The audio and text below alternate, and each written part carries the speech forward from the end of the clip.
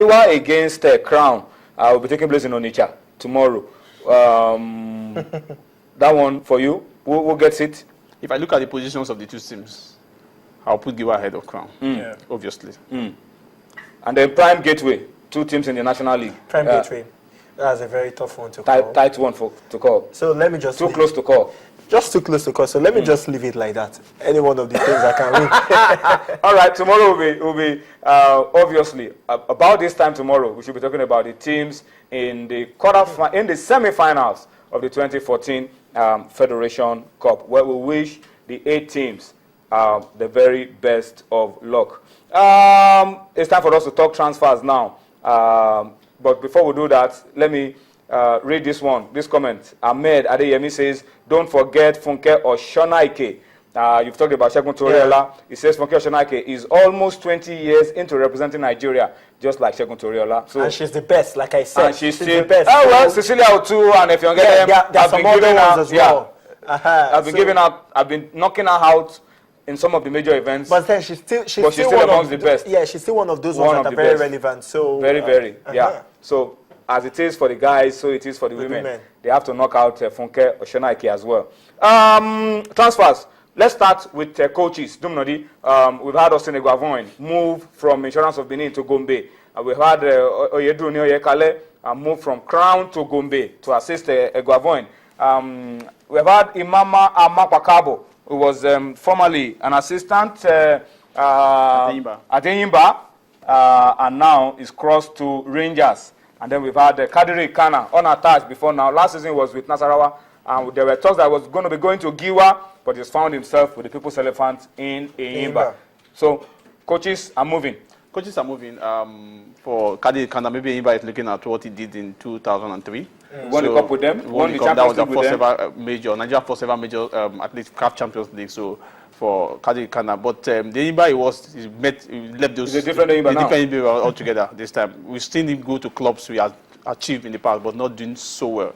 So, but I hope the high point was when he went to the Falcons. Yeah. And he said he was going to retire from coaching, but obviously the money retire. He still has a lot to offer. He has a lot to offer. So for Eguavoin, I think for Gombe United, they are blessed with 2 heavy coach. Eguavoin, former Super Eagles coach, former ex-international, Oyedru Oyekale, former junior international. Of course, he's representing Nigeria. These are coaches that will stand on their own as chief coach or technical advisor, but they are coming together. I hope that will help the cause of Gombe United because they are deep down among the bottom 4. Yeah, they are in the bottom 4. Gombe. Yeah, they need to get out of that position. They recruited 9 players. 9 players in this season. So can the Eguavoin do it?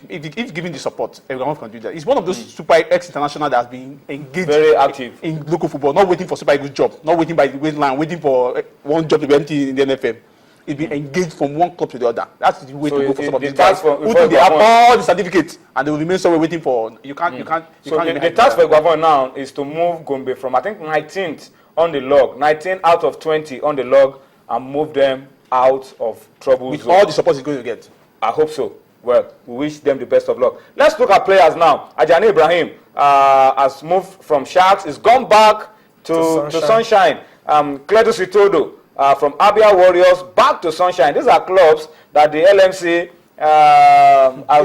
is not among the list of 3. Let me not say they have been banned. Let me just say they're not in the list of 3. Cleared by the LMC. Those ones that are making players transfer. They have not been given clean bill of health. We have Ubong Ekpai from Aqua United to Kano Pillars. We have best striker. Yeah, Ifeanyi Ede moving from Enyimba to Warri Wolves. We have Musa Najari, top scorer for Warri Wolves last season, now to Lobi.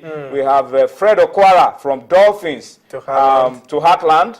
And then we have Dele Olorundare. Wow, top striker for Sunshine on his way to Enyimba. Okay. We have Ogogo Duokwe from Sunshine back to Bayelsa. Moses Ocheje, Dolphins to Pillars. Bala Mohammed from Enyimba to Pillars.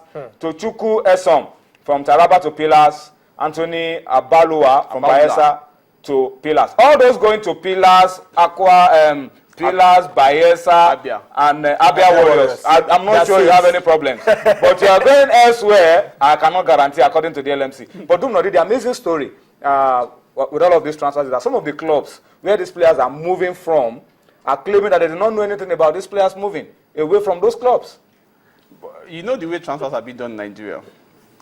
you will call one chairman, and the chairman will say, okay. Or you call the player, because some of the clubs are saying, with this player, a good example, Aqua United have declared Obon Epai AWOL. But the boy has appeared in the jersey of Pillar somewhere else, and it's taking pictures. Are there no rules? Are there no rules that are guiding transfer in Nigeria? Seriously.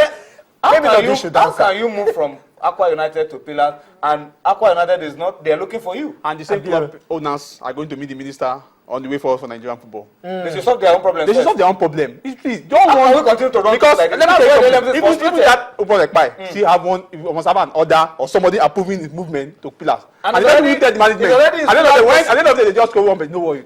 Just cool down, no worry, don't talk to me, just cool down. But them Nodi, are there rules that are guiding transfer in Nigeria? There should be rules. There are rules. There are rules. So why are these rules not followed? Hold on, Stephen Eze's name is not here. Okay. Lobi have declared him AWOL, but the boy is in sunshine, training, and they're waiting. No worry, they will come. We will see who will sign that clearance. But that's the issue. That's what they're saying. That's why this governor should sit down and say, hey, let's do this thing properly. If you want to restructure, whether you get a second vice chairman or you don't get a second vice chairman, if you don't treat this matter as urgent, this one has to do player transfer, you have the issue. At the end of the season, you start having confusion. By the time Stephen Eze gets invitation to the Super Eagles and there are money coming from the CAF or something, they'll start struggling, they'll start fighting. Fighting for what? When these things are not properly done. Okay, somebody is talking to us on Twitter. Obidike Afam says Ambrose Van Zeken has also moved from Warri Wolves to Bayelsa United. But you know the problem. Bayelsa United said they won't unveil until they clear him. Which is the proper thing to do. Because you know when you're coming from Warri Wolves, be careful. And they are one of the three clubs that have been cleared. That's Bayelsa United. The Warri Wolves issue, the one that happened with Sunday Mbatte. They want to clear those issues because they know what Warri Wolves will do. Proper clearance. When it's coming out in Bayelsa United jerseys against Warri Wolves in the second round. Nobody's writing a press statement. That's our player. He's ineligible. And you go to boardroom. That's what they're trying to avoid. Let me read this one before we close the show. Olayinka Owolewa, our very good friend, who is the spokesperson of Kwara United, says Kwara United have now resolved the issue involving the Malian player. That's the issue that FIFA resolution chamber wrote that they should pay off the guy. It says there was communication gap before now. Let's hope that all communication gaps involving settlement of players are also resolved before AFCON takes all of these issues to FIPRO. Final shot on the program, gentlemen. Dunga is back. Second time in 4 years. Back as the coach of Brazil. Back as the coach of Brazil. Got to the quarterfinals of the South Africa 2010 World Cup. And, well, did pretty well, but then it was sad because some folks in Brazil... He had one bad game. Yeah, he had one bad game. Some folks in Brazil... And that game was a crucial game in the quarterfinals. Yes, against Netherlands. Some folks in Brazil think he plays negative football. He doesn't play the samba style of football, but then they're bringing him back, after Scolari, and it beats me because you've got other coaches. If you want to play good football, you've got other coaches that can do that too. But then Dunga has got the experience. 1 year tonight. Okay, let's wrap it up now. There's Zagallo. Zagallo is old. We have to go now. We have to go now, gentlemen. All right, that's our show this Tuesday. Thank you for watching. We'll see you again tomorrow. Bye bye now.